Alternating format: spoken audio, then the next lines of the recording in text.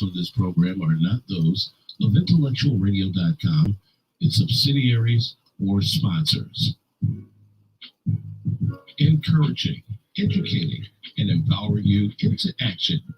This is Warriors Talk with your host, Lady ReShell. Hello. Welcome to Warriors Talk with author and founder Lady ReShell, where we move away from awareness towards action. It's Health and Wellness Monday, and our topic for today is the importance of knowing your blood type. We are live on Intellectual Radio. We just heard from the Drive at 5 with Roman. Keep it locked right here on Intellectual Radio and allow us to feed your brain. The quote of the day is, "Remember, the happiest people are not those getting more, but those giving more." We are grateful for our sponsor. We have Emanuel C.O.G.I.C with Pastor Michael Richardson, who has a special message for us. Greetings, I am Pastor Michael Richardson. And I am First Lady Anastasia Richardson from the Emanuel Church of God in Christ. We're located at 3058 West Van Buren in Chicago, Illinois. We are building upon a solid foundation. And we're inviting you to join us every Sunday morning on Facebook Live at Emanuel C.O.G.I.C at 10:15 Central Standard Time. And you can also view our videos on our YouTube channel at Emanuel C.O.G.I.C-MR. Once again, this is Pastor Michael Richardson and First Lady Anastasia Richardson, and we're from the Emanuel Church of God in Christ. We are building upon a solid foundation. Here are your trending topics for today. Who is Dr. Martin Luther King Jr.? Dr. Martin Luther King Jr. was a Baptist minister and a civil rights activist who has a seismic impact on race relations in the United States beginning in the mid-1950s. Among his many efforts, King headed the South Christian Leadership Conference. Through his activism and inspirational speeches, he played a pivotal role in ending the legal segregation of African American citizens in the United States, as well as the creation of the Civil Rights Act of 1964 and the Voting Rights Act of 1965. King won a Nobel Peace Prize in 1964, among several other honors. He continues to be remembered as one of the most influential and inspirational African American leaders in history. Those are your trending topics for today. If you are joining us on any form of social media, please like, share the show. Invite someone else in on the show that may benefit from this valuable information. Joining me today is our Healthy Solutions expert with over 20 years experience as a family physician, impacted lives every single day, Doc Michelle. Hello, Doc. Hello. Can you hear me? Yes. Loud and awesome. So I'm excited about the topic on today. I think this particular topic is not talked about often as it needs to be talked about. I think a lot of people can walk away with some valuable information that will save their lives. Yes. I know I was thinking about what we should talk about this month, and I saw that it was Blood Donor Month, which is important all the time, but I think they put it in January because we noticed that over the holiday months that actually donations decrease because people are busy, and they've decreased even more in the midst of a pandemic. And so the need is great, but usually around December and those months, there's usually a dip because people get busy with their lives. Yeah, I can see that, especially with the pandemic going on. People may be afraid to donate blood, thinking that, and especially if you have to receive the blood, that's always frightening. And, being in that situation to where you have to receive blood and knowing that, you're in the midst of a pandemic, that can be very scary. Yes, absolutely. And this is an important time and an important topic to talk about because yes, we're in the midst of a pandemic, and COVID has really put a shortage on blood supplies and the ability to give blood because people are sick, so they can't give. people are sick, so they can't work in the Red Cross. They can't work to help give blood. And then people, as you said, they're busy. We're not going out, and all of those things that has caused the supply to drop. And in the midst of a pandemic, we still have people who get in accidents that need blood transfusions. We still have cancer patients. We still have all these other reasons why people need blood. And then you throw a pandemic on top of it, that the Red Cross just recently said there is an emergency, that we need blood now. And so I thought it was a good topic to talk about, to just bring awareness, to alleviate fears about giving blood and getting blood. As a practitioner who's ordered blood for many a patient, I can tell you that before they ever give a patient blood, it is tested for any antibodies that could react to your blood. Make sure the type is right. Make sure there's no infections in that blood. I mean, I can write an order for a blood transfusion, but that blood is got to go through a whole bunch of testing and typing, which can take hours sometimes, depending on the emergency that is needed. But yes, it's tested very well so that there are none of those reactions. It says there's 13 tests, 11 of those are for infectious diseases that are performed on each unit of donated blood. Yeah, they're checking it for the simple things like bacteria and viruses and parasites. They're checking it for liver issues. They're checking it for HIV. They're checking for so many infectious things. So we can be well assured that you're not going to get something from getting blood. If you need blood, that's, and you need to receive blood, absolutely be reassured. And then giving blood it's relatively easy, right? You sit there, it takes maybe 45 minutes, you prick your hand, and you could save 3 lives by giving 1 pint of blood. So it says every 2 seconds, someone in the US needs bloods or platelets. Yeah, and that's true, because I guess even now there's more of this need, and there's such a shortage of blood supply that when you think about, the emergency rooms being filled with COVID patients who can then develop, because of their chronic illness, they can develop anemia, they can develop kidney disease, which then leads to anemia. Plus, you've got the other normal things that are going on in the world that, yes, people are in a great need of blood. And if you are in the mood of giving, as you said, giving does so much more for us than getting. We don't think about it, but it's an hour out of your day to really provide life to someone. Another statistic is about 1 in 7 people entering the hospital need blood. And as you said, that people have accidents, and when they come through those doors, it's like, okay, they may be losing blood, and they have to act fast. And if they don't have these blood types on the shelves, these people can lose their lives. Yeah, and it's important to know, I was just talking to my husband about this, that, his blood type is O positive, which is a very much needed blood type, because if you're O positive, you can give blood to any AB positive person. We call it the universal donor. If you have O negative blood, then you really can give blood to everyone, which is great, because you don't have the AB antigens that we talk about. You're not positive on the antibody. It's more complex, but O negative. So that's why it's also important to know what your blood type is, right?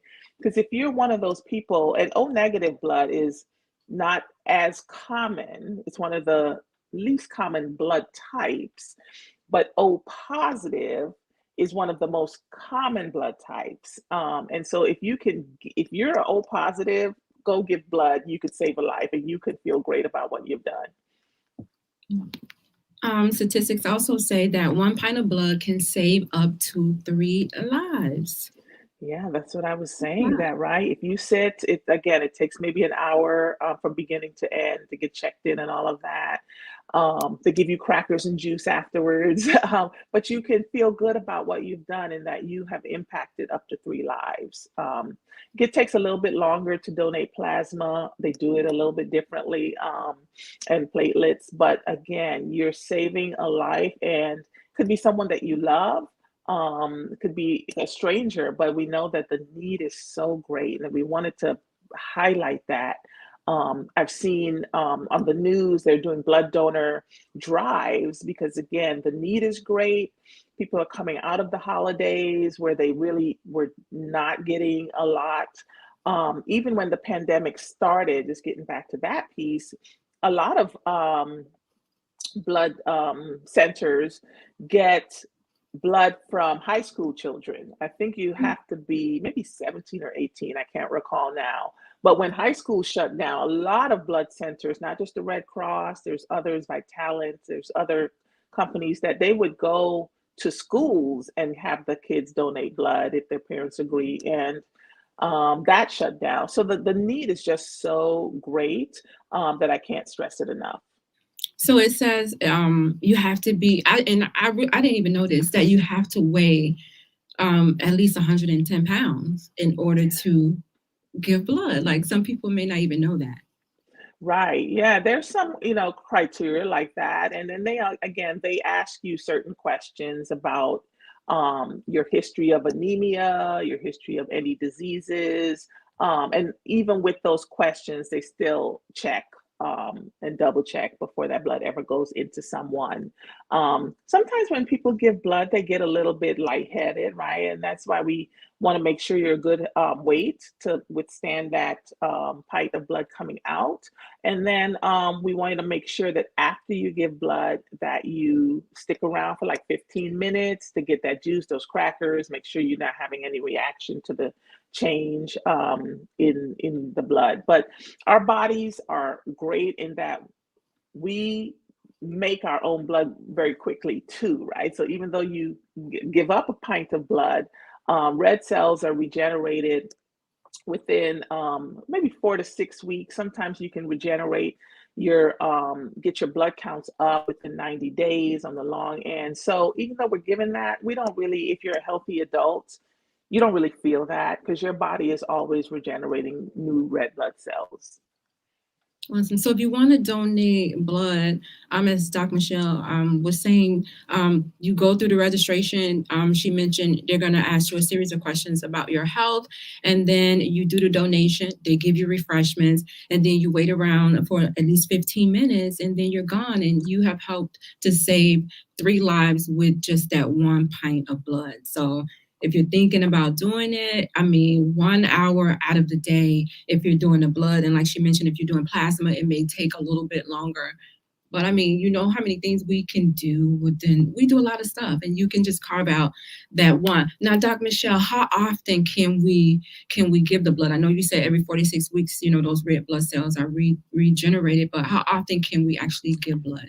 Yeah, I would say probably about every 4 to 6 months would be healthy and good for that. If you think about that, right? If you were that person that was giving blood every 4 to 6 months, you're saving a lot of lives. And we don't think about it till it happens to us, right? Until we need blood or we're ill, right? And so we want, if you're listening out there, to be proactive about saving lives, right? You may not be a doctor or a nurse or, a healthcare worker, but there's so much that you can do by just giving blood, and it's in desperate need. I totally agree. There's no substitute for the human blood. They can mimic a lot of things, but not that. Right. Right. Yeah. We need that from a live human person.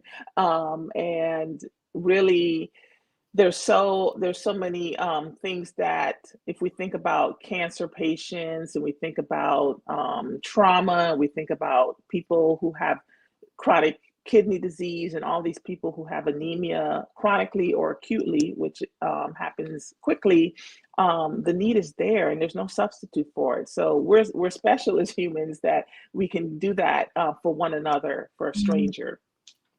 Yeah. And really, one statistic I read said fewer than 5% of eligible donors actually give blood. Oh, wow. Think about if more people, and that came from the Red Cross, think about if more people actually donated. Fewer than 5% of eligible, healthy adult donors actually give blood. We don't think about it. We don't think about it. I think a lot of people may be afraid for some reason to give blood. Like, and I know it could be because you don't know. And when you don't know certain things, or if you heard some horror stories about it, then people tend to shy away from it when you don't know. The same thing when it comes to like mammograms. Like you hear one horror story and then all of a sudden you shut down. I am not going to get this mammogram. I don't care what they say, even though you know it's going to save your life. And with the blood, is saving somebody else's life. And when they donate, you never know what can happen if you are in that situation to where you may need that blood. So I think that's probably what it is, Doc, is that, you know, when you don't know, when people are not educated about it, and when you're not educated about it, you don't make educated decisions. Right. Yeah. And that's why this show is important, right? So we can, if there's anyone out there with a question, to put it, you know, if you're going live on Facebook, put it in Facebook. Let's answer those questions, not just about the shortage, or it's important to know your own blood type too, right? It's important to know that because maybe you never thought about giving blood, but if you find out that you're O negative, you're one of those sort of rarer blood types that can give blood to everyone, maybe that might make you want to go out and give blood. If something happens to you and you need blood emergently, you'll know that. And you can get your blood. Usually, if you go and give blood, I believe they also will tell you what your blood type is. Yes. If you want your provider to order your blood test, some insurances will cover it depending on the reason.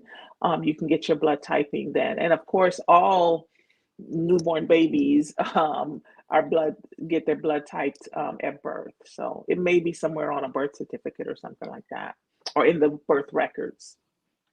Okay, so those are ways that you can find out if you don't know. And I think a lot of us probably don't know. I found out because I had to have a blood transfusion when I had cancer. I had 3 of them. So, and when the doctor told me, how I found out is because I ended up having lower back pain. And I was like, what is this? Like, why am I having this pain? What's going on? And I'm just thinking like, you know, maybe it's one of the side effects from the chemo. And I ended up going to the emergency room and, you know, they check your hemoglobin and they like, she's like, you're going to need a blood transfusion. I'm like, ew, no, I don't want somebody else's blood in me. Like, no, you know? And I mean, if I'm sure it's a way for you to maybe do your own blood, but you probably have to have the money to store it, you know, to keep it. But I just was thinking like, I don't want somebody else's blood in me. But at the time I needed that blood, and it really wasn't much that I could say, because it was either you don't get the blood or you're going to die because you need this blood. My blood was really low. So yeah, well, because yeah, that's so an important story. Yeah. So I had to get it. And let me tell you that I felt like a new woman. Once that blood got in me, like I was so energized after that. And I was just like, there is power in the blood. I was like, right. Yes. Yes.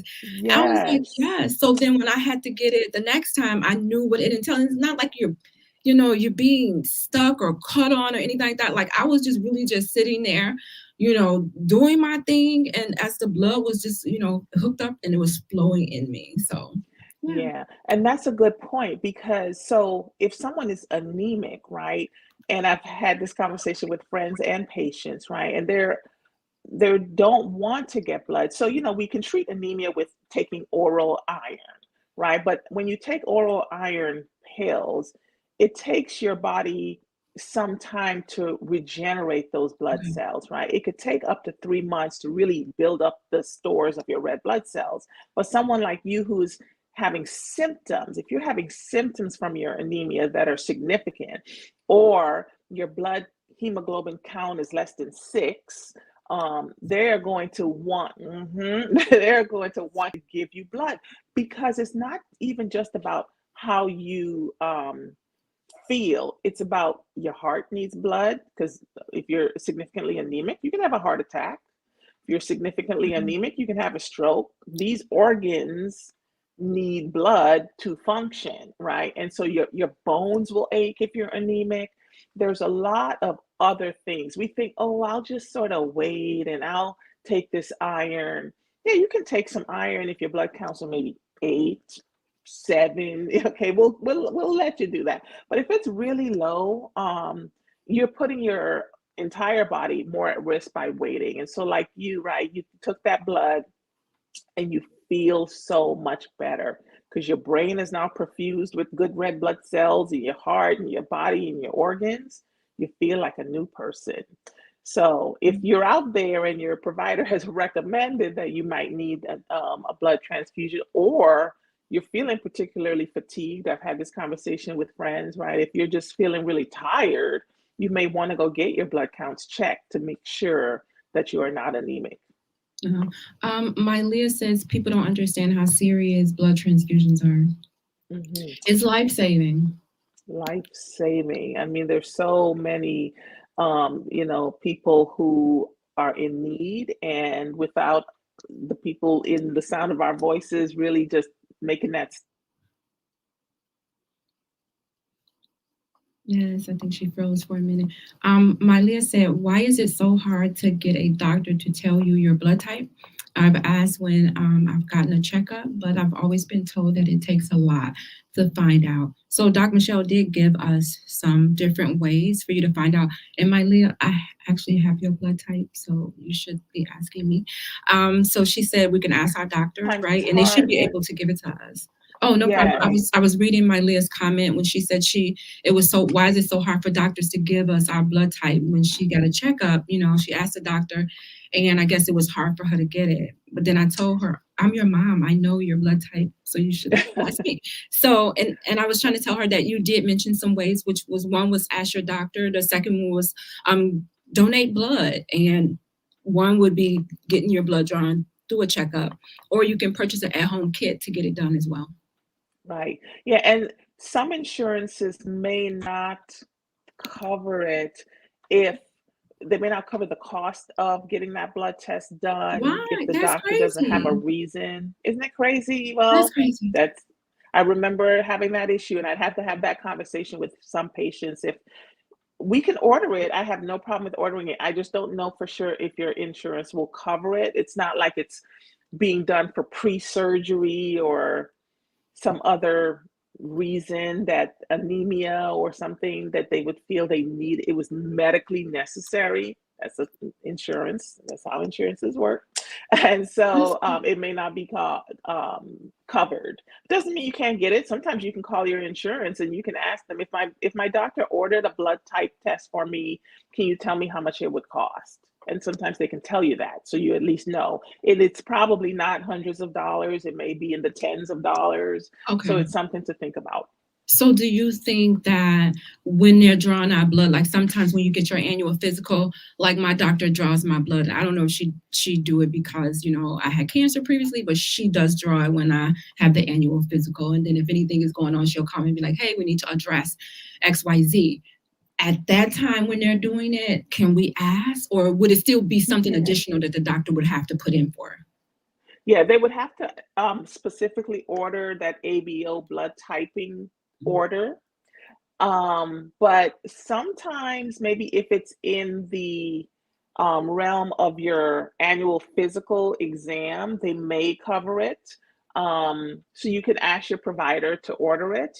The lab wouldn't really be able to tell you how much it costs. Maybe your insurance could probably give you a little bit more detail on what the cost of the test would be. But it would have to be a specific test that your doctor would order, the ABO blood typing test. Kenya said insurance don't cover nothing. They don't cover anything, something. Which is crazy. Which is crazy. Okay, so there are, Dr. Michelle, 8 types of blood types. Blood types, yes. So it gets complex, but there's 8 positive. So on your red blood cells, there are these, we call them antigens, but they're these markers, right? And so you'll either have A, you'll have B, you'll have neither A or B, which is now termed O, because you don't have A or B, right? Or you might have both A and B, right? So that's the first thing. On your red blood cells, do you have that A? Do you have B? Do you have AB or you have none? Okay, which is O. And then you also have this other thing called the RHO, which is either negative or positive. So you'll either be negative, which means you don't have that RHO antibody, or you do, which is positive. So if you think about it, when you're donating, I said this, the O negative is the universal donor, right? Because O means you don't have A or B on your red blood cells. So you can give to anyone, right? Because they're not going to reject your blood because you don't have a specific A or B. You have nothing. You can give that to anyone. And if you're negative, that means you don't have that antibody. So then you can also give. So O negative is the universal donor. They're always looking for O negative blood. It's not as common as O positive, but O positive is still good because you don't have the A or B, but you do have that positive antibody. But still, you can give to, if you're O positive, you can really give to any positive blood type, A, B, or AB positive. Kenya said Not B positive. Kenya said I never knew that you can have A and B. So you can have A and B. So you have the A plus, B plus, AB plus, A minus, B minus, AB minus, O plus, and O minus. That's right. That's right. And yeah, right. It's a lot, but it's important. If you are like, if you have a positive, you can only give to people who are positive on their blood type. But if you're negative, you can give to a negative or a positive person. And so it's very complex, but we don't want you to worry about that. We just want you to give blood. Okay. We just want you to give blood, and then they'll take care of who gets your blood. But yes, there's many different combinations of how that works. And then, as Dr. Michelle said before, once you give blood, eventually you will find out what your blood type is. They will let you know, not at the moment that you're doing it, but once they process it, then you'll know what your blood type is. Mm-hmm. Well, and I also read, Dr. Michelle, that if you receive the wrong blood type, that it can actually start clumping in your system and it could be fatal. Yeah. So some people, and I've had some patients who are they're very rare occurrences, right? That if you're just that sort of allergic type person, we have to check for even more little things in the blood to make sure you don't get the wrong blood. However, yes, I have never heard of someone getting the wrong type blood. There's too many fail-safe things that happen in blood banks for that to happen.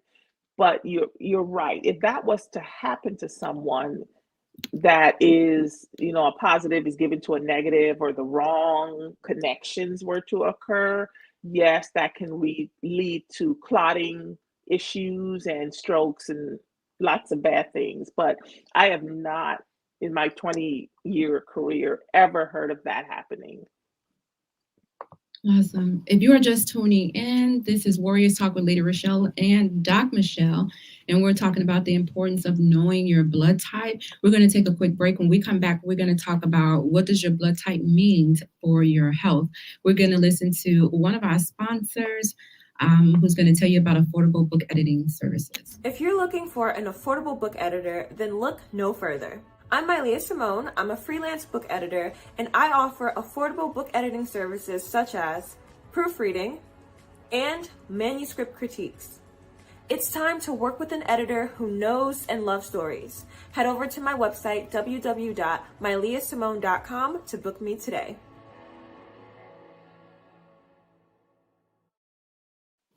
And we are back. Again, this is Warriors Talk with Lady ReShell, live on Intellectual Radio, speaking with Doc Michelle about the importance of knowing your blood type. Now, Doc Michelle, I read somewhere where it says that it can be crucial. Knowing your blood type is crucial to medical emergencies, but also it gives you an insight into your health as well. Yeah, they've done some studies on whether certain blood types are more prone to certain medical conditions. They also have done some studies related to blood type in COVID, just a little aside. And there hasn't been any definitive studies. They looked, I know the NIH had, what they sometimes will do is they'll look at a lot of studies that were done in other countries or in our country. They'll look at all the data and then they'll say, well, was there ever any patterns to who did worse with COVID, who didn't, right? Some studies show that maybe that O negative or O positive tends to do better with COVID than the A plus or the AB plus blood types. You don't hear doctors or scientists talking much about it because the data is still so new and we're still learning so much, right? We think that the folks who have O and they don't have that A or B on their red blood cells tend to have less inflammation in the body, and they tend to do better with infections overall. The good thing is, as I said, O positive is a very common blood type. The ones with A, B, or A tend to have more inflammation.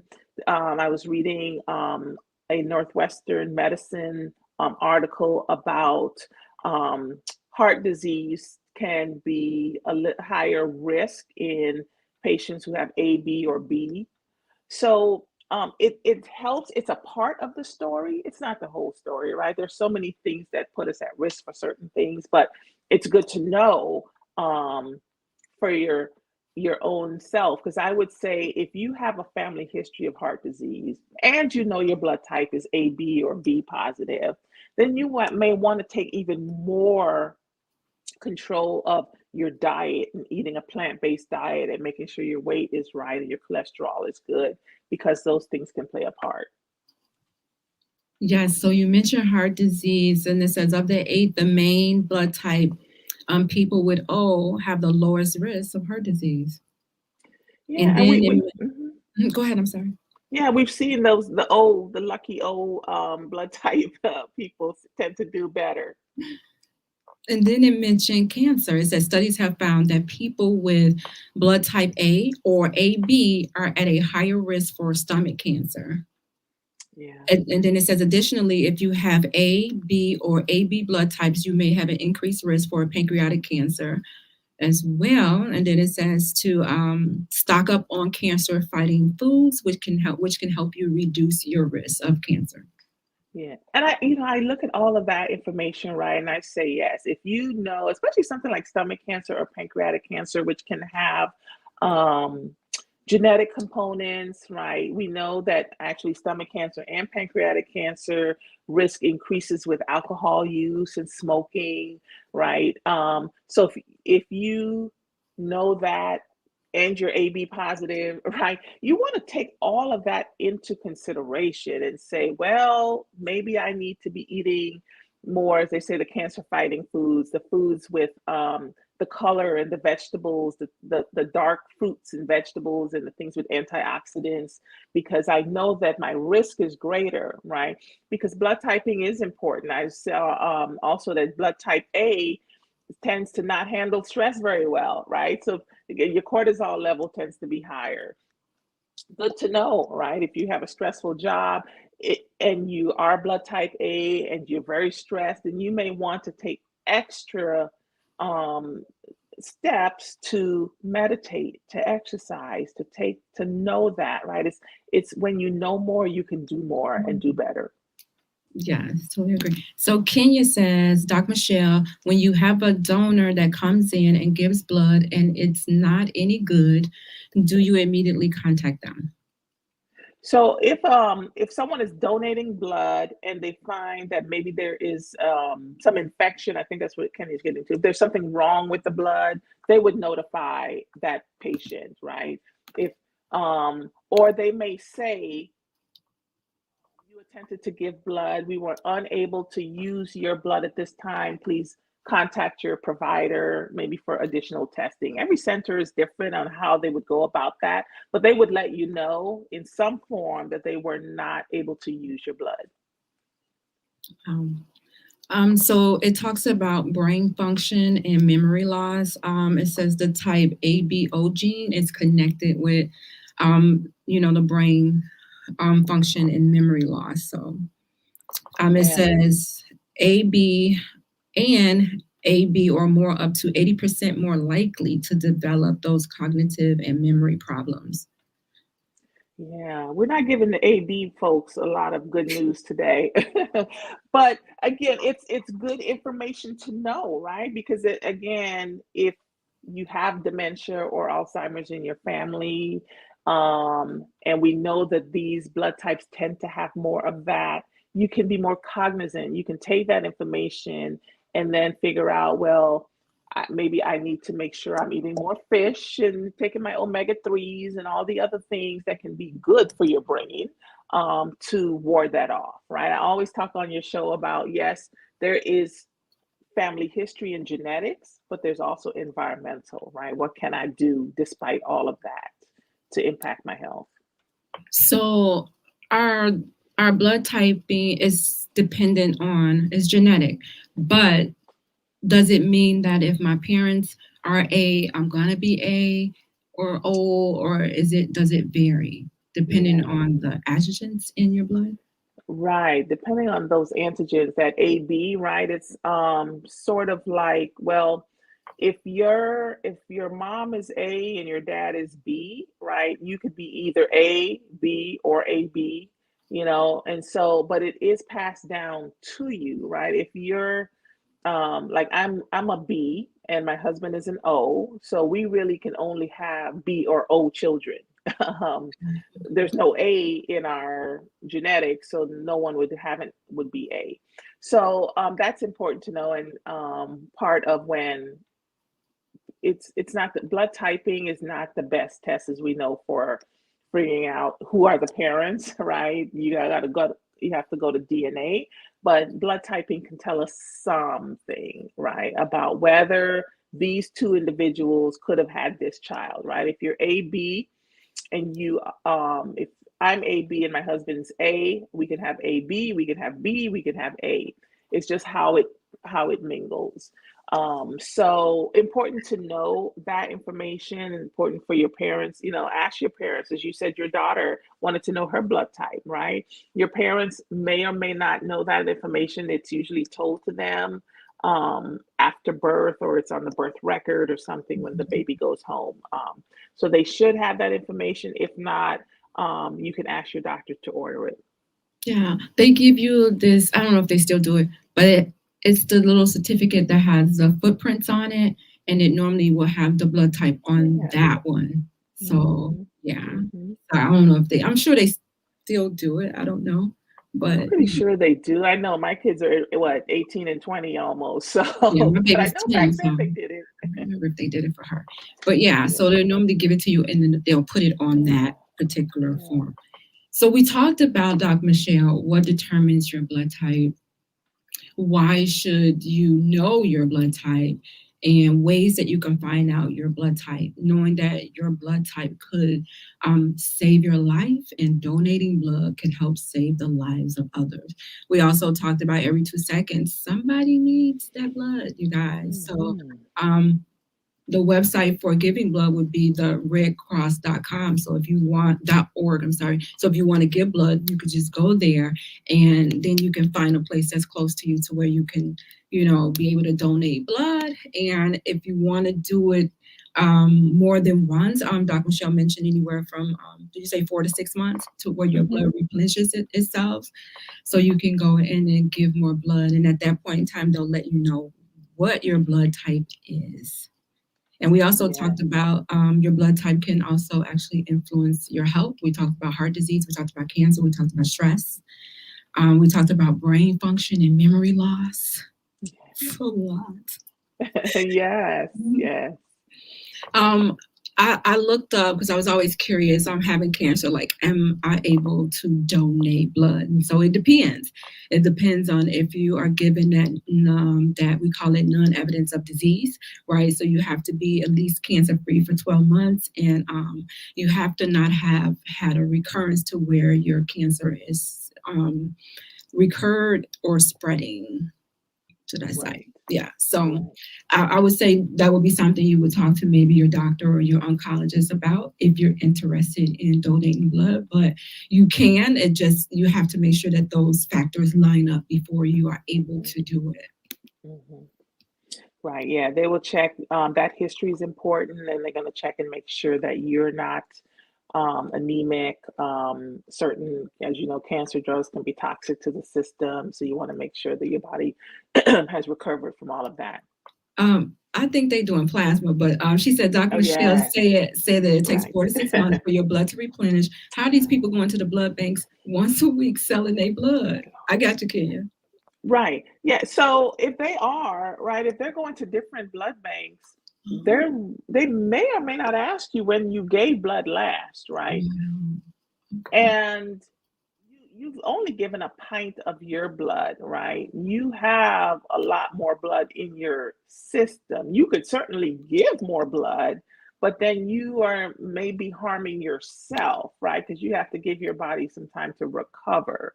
And whether or not, right, that person is going to different blood banks that don't speak to each other, right? Their system is not the same. There's a possibility they can do that. That would be really crazy to do. Like, yeah. So you would be putting yourself really at risk. How much do they pay to give blood? That's They new. pay you. I don't know if that may be plasma though, because the plasma you can give often. So they may be doing plasma making They money. might be doing plasma. Yeah, I think that's what it is. It may be in the same place where you give the blood. So yeah, because it says the average adult body has around 10 pints of blood, roughly 8% of your body weight. So yeah. So, And when you give crazy. plasma, they give you back your red cells. So So that would be really crazy if they are doing that. Yeah, it would be harmful to themselves because, if you ever got into a situation to where you needed that, now you're low and you got to go in and get that from somebody else. Right. So, Dr. Michelle, there's so many facts and myths as it relates to giving blood. We talked about the scare factor, when we hear these stories that, we don't want to go in. Some people may say, Dr. Michelle, that it hurts for me to give blood. Like they're going to put that needle in me. I'm going to feel that blood being drawn out, that's one of the facts of the myths that come along with Yeah, giving blood is just like when you give blood for a blood test. It takes a little longer. Giving blood, I sit there, close my eyes, let them do what they have to do. It's done in 45 minutes to an hour. It's just the prick of the needle going in, just like when you give blood for a blood test, and you don't feel any different. Some people may have, as I mentioned before, a little lightheadedness or dizziness, especially if they were a little bit dehydrated before they went in for the blood. And that's why they make sure to give you juice and crackers while you're there. Okay, I think you just mentioned this. It says it takes a long time. I mean, the process is just too long. I don't have that much time. Nope. You go in, you check in for 15 minutes, you give blood for maybe 45 minutes, and you're out of there. They ask you questions. There's a registration process, but it does not take hours, especially if you schedule your appointment. It's funny, you can schedule appointments now through the Red Cross or through Vitalant or any other blood centers, and you can pick a time that's good for you, that you have time, that if you were that person to get a little lightheaded or dizzy, you can go home, watch TV, and hydrate yourself. But the process itself, an hour or so. I'm too old to give blood, Dr. Michelle. I'm 51. I'm too old to. Right. You can give blood without consent. You have to be about 17, but there's really no upper age restriction. As long as you're healthy, you meet the requirements, you're you're healthy, you don't have any infections or any of those other things, you can give blood. Another myth or fact about donating blood is that blood can be stored forever. Yeah, not forever. Red blood cells can be stored in the refrigerator for maybe 6 weeks or so, 42 days. Platelets, about 5 days. Plasma, right, that can be frozen and stored for up to a year. So, and plasma is good, works well for cancer patients. It's got a lot of those immune fighting factors and things that cancer patients specifically really need. So plasma, platelets, because platelet counts can go low with certain chronic diseases as well, and people need platelets. Platelets help your blood to clot. So if your platelet count is low, if you cut yourself, you'll just keep bleeding and bleeding, right? That could be serious depending on what kind of cut you get. And so there are certain people who need platelets. And you can have, if your platelet count is low, it also increases your risk of bleeding internally, right? So GI bleeding in your guts, bleeding in your brain, anywhere where your blood needs to be at a good clotting state. So that's important for people to think about too. Now, when the doctor does draw our blood, do they run that test to see about the plasma? Like, would that come back to say, oh, the plasma is low? Like, how would we know? There are certain markers, like, so if you're getting your normal well check, right, and they draw blood, they can see, like, are your white blood cells really low, right? Red blood cells, you need red blood, you need blood. White blood cell low, you need more plasma. Platelet counts low, you need more platelets. All of those things can be affected by chemotherapy. So it sort of depends on what is low in your body, what you need. Okay, another fact or myth as it relates to donating blood is I cannot donate if my iron is low. Right. So if your red blood cells are low, we may recommend that you get that replenished, only because your level will go a little bit lower, but you can still donate. Remember, when they draw your blood, they check for red blood cells, platelets, they check for all those factors. You can still give blood if your counts are a little bit low, but we want your counts to be to improve, and that might mean taking oral iron. A fact or myth, I cannot donate if I'm on medication. Not true. There would be so many people that wouldn't be able to donate, right?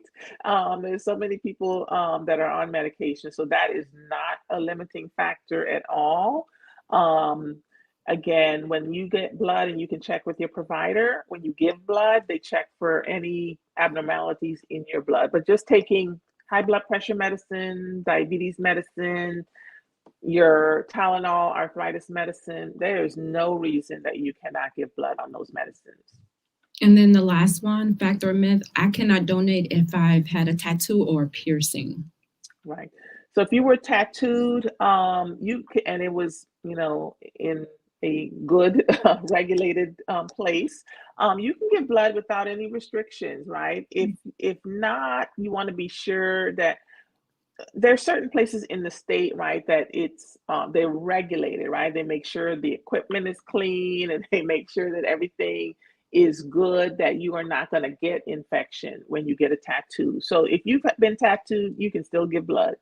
Not a restriction. That will cut out a lot of people too, right? Mm-hmm. And that might be why we started out saying that fewer than, when I say 5% of eligible eligible donors actually donate, because maybe they have these myths that they think is true. Well, I can't give blood because I have high blood pressure and I'm on medicine, or I've been tattooed, or I'm too old, or, all of those things are not true. And so maybe that might make a difference for someone to know that.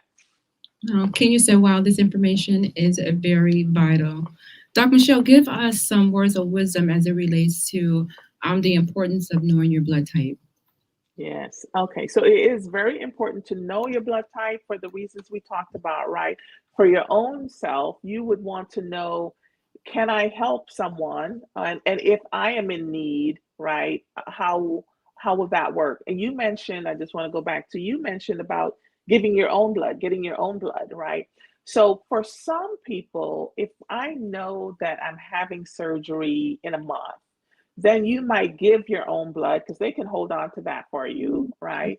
They can store it for you because we can keep it for up to 6 weeks and you can get your own blood back, right? So there are ways, we call it autologous blood transfusion. You're getting your own blood, but those are more for sort of scheduled things versus the acute thing.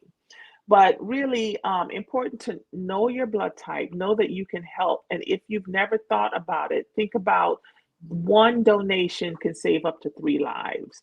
And that we are in such a shortage now because of COVID, the doctors are even having to determine who's going to get the blood versus who's not. And we don't want them to have to ration that, but it is an emergency now. The Red Cross has said that we are in dire need of people to donate. All blood types, important to know your blood type, because if you're in that O group, that O positive or O negative group, you really can give to anybody, can use your blood.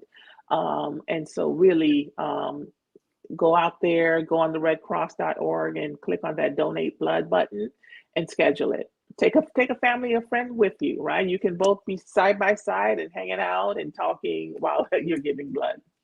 Yes, thank you so much, Dr. Michelle, for sharing your wisdom and dropping some gems as it relates to the importance of knowing your blood type. I hope that everybody was taking notes.